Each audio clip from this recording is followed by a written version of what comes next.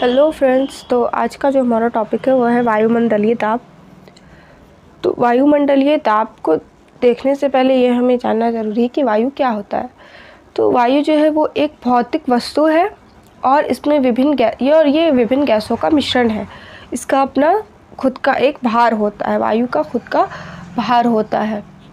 ठीक है, इसमें बहुत सी वस्तु मिली हुई है, जैसे इसमें धूलकण भी मिले हुए हैं, गैस है, जल वाष्प है, वायु में ये सारी चीज़ें मिली हुई है। अब देख लेते हैं कि वायुदाब किसे कहते हैं।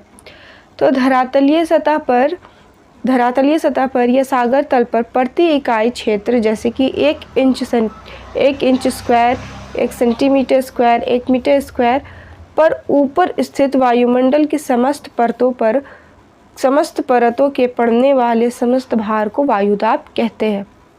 ठीक है, तो जैसे कि सागर तल पर या धरातल का कोई सतह है, ठीक है, तो उसमें मानते हैं कि 1 इंच स्क्वायर है या 1 सेंटीमीटर स्क्वायर है या 1 मीटर स्क्वायर है, उसके ऊपर जो स्थित वायुमंडल है वो कितना अपना दबाव डाल रहा है, उसे हम क्या कहते हैं, वायुमंडलीय दाब कहते हैं या वायुदाब कहते हैं। सर्वाधिक वायुदाब जो होता है वो सागर तल पर होता है। सर्वाधिक वायुदाब कहाँ होता है? सागर तल पर सर्वाधिक वायुदाब होता है। 1 सेंटीमीटर स्क्वायर पर 1 kg या 1034 ग्राम होता है। और वायुदाब का जो इकाई है वो है मिलीबार। तो वायुदाब की इकाई क्या है? मिलीबार। इसको MB में भी व्यक्त करते हैं। तो 1 मिलीबार बराबर होता है 1000 डाइन पर सेंटीमीटर स्क्वायर। वायुदाब मापी उपकरण बहुत सारे, जैसे साधारण वायुदाब मापी भी है। इनसे क्या करते हैं, हम वायुदाब को माप सकते हैं। तो साधारण वायुदाब मापी और मरकरी बैरोमीटर, 14 बैरोमीटर, निर्द्रव वायु मापी, वायुदाब मापी, बैरोग्राफ है, माइक्रो बैरोग्राफ है आदि। और वायुदाब को किस चीज़ से मापते हैं? तो बैरोमीटर से मापते हैं वायुदाब को। वायुदाब की इकाई है मिलीबार और वायुदाब को मापते हैं बैरोमीटर से। ऊंचाई के साथ वायुदाब में क्या होती है कि गिरावट आती है। तो ऊंचाई के साथ वायुदाब में 1 इंच 3.4 मिलीबार प्रति 600 फीट या 180 मीटर की दर से गिरावट आती है।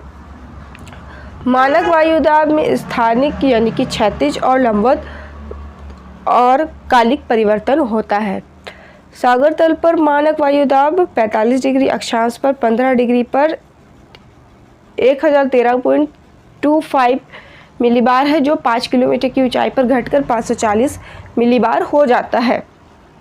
ठीक है, कि जैसे जैसे तापमान बढ़ता है वायुदाब और तापमान में व्युत्क्रम संबंध होता है, या बोलिए तो विलोम संबंध होता है। जैसे तापमान बढ़ता है, जैसे तापमान बढ़ेगा वैसे वायुदाब घटेगा, और जैसे तापमान घटेगा वायुदाब बढ़ेगा। अब आता है समदबाव रेखा किसे कहते हैं। तो सागर तल पर समान वायुदाब को मिलाने वाली कालिक रेखा को क्या कहते हैं? समदबाव रेखा कहते हैं। अब देख लेते हैं वायुदाब को नियंत्रित करने वाले कारक या वायुदाब को प्रभावित करने वाले कारक। तो वायुदाब को प्रभावित करने वाले कारकों में सबसे पहला है सागर तल से ऊंचाई। सागर तल से जैसे जैसे ऊंचाई बढ़ेगी वायुदाब घटेगा। ठीक है, फिर है तापमान बढ़ेगा तो वायुदाब जो है वो घटेगा। पवन संचार, पृथ्वी का घूर्णन, जलवाष्प, वायुमंडलीय तूफान, ये सब क्या है? वायुदाब को नियंत्रित करने वाले या वायुदाब को प्रभावित करने वाले कारक है। वायुदाब के 2 प्रकार होते हैं, उच्च वायुदाब होता है और निम्न वायुदाब होता है। अब हम इस चीज़ की पहचान कैसे करें कि कौन उच्च वायुदाब है और कौन निम्न वायुदाब है? तो इसकी पहचान समदबाव रेखा के आकृति से किया जाता है कि समदबाव रेखा की आकृति कैसी है। अब हम आते हैं मेन टॉपिक है जो हमारा है वायुदाब की पेटियाँ। तो ग्लोब पर वायुदाब की कुल 7 पेटियाँ होती हैं। पहला होता है भूमध्य रेखीय निम्न वायुदाब की पेटी। तो इसका जो विस्तार है, इसका फैलाव जो है वो भूमध्य रेखा के दोनों ओर 5 डिग्री अक्षांशों तक है, और भूमध्य रेखा में वर्ष भर सूर्य की किरणें लंबवत पड़ती है, जिस कारण तापमान अधिक होने से हवाएं गर्म होकर फैलती है और ऊपर उठती है। इस कारण सदैव जो है यहाँ पे निम्न दाब का क्षेत्र बना हुआ रहता है। कम दाब का कारण यहाँ है तापमान। भूमध्य रेखीय निम्न वायुदाब की जो पेटी है, यहाँ निम्न वायुदाब का कारण है तापमान। इसे तापजन्य न्यून वायुदाब कहते हैं। धरातल में हवाओं में गति कम होने के कारण शांत वातावरण हमेशा रहता है। शांत वातावरण रहता है इसलिए इसे डोलड्रम यानी कि शांत क्षेत्र भी कहते हैं। नेक्स्ट है उपोष्ण उच्च वायुदाब पेटी। इसका विस्तार है दोनों गोलार्धों में 30 डिग्री से 35 डिग्री अक्षांशों के मध्य में। शीतकाल के दोनों महीनों को छोड़कर वर्ष भर उच्च तापमान यहाँ रहता है। और उच्च वायुदाब का यहाँ कारण है पृथ्वी की दैनिक गति और वायु का अवतलन। भूमध्य रेखा से उठी वायु तथा उपध्रुवीय निम्न वायुदाब की वायु इन अक्षांशों के नीचे उतर कर बैठती है, जिसकी वजह से इनका आयतन जो होता है वो कम हो जाता है और कम होने के कारण वायुदाब बढ़ जाती है। इस कारण यह उच्च वायुदाब गतिजन्य होता है। इसे अश्व अक्षांश भी कहते हैं। अश्व अक्षांश इसलिए कहते हैं क्योंकि पुराने ज़माने में जब व्यापार किया जाता था, घोड़ों का व्यापार किया जाता था, तो जहाज़ में क्या था कि घोड़ों को लेकर जाता था। तो जब इस क्षेत्र में पहुंचते थे, ठीक है, जब इस क्षेत्र में व्यापारी पहुंचते थे अपने जहाज़ को लेकर के, तो वहाँ पे क्या होता था कि भार अधिक होने के कारण जहाज़ आगे नहीं बढ़ पाती थी, जिसके कारण क्या था 2-3 घोड़ों को नीचे फेंकना पड़ता था पानी में। तो उस टाइम पे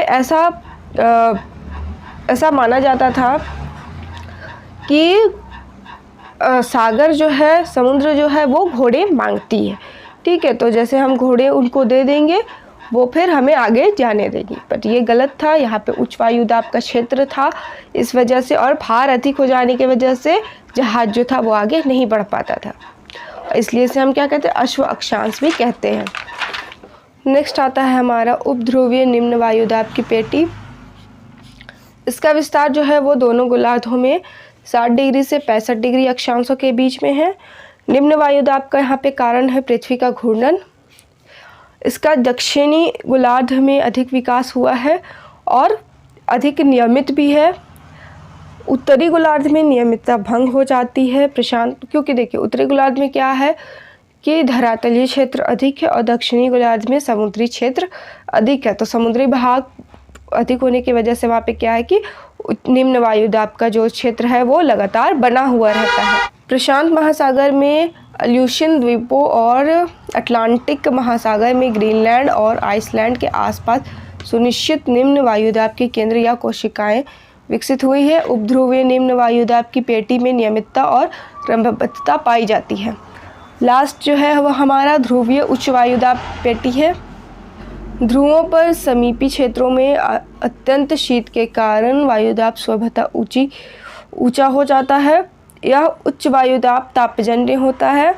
उच्च वायुदाब की स्थिति वर्ष भर नियमित रूप से में पाई जाती है। उच्च वायुदाब के जनन का प्रमुख कारण है वर्ष भर निम्न तापमान का होना। तो ये जो आज का जो हमारा टॉपिक था ये हो गया कंप्लीट।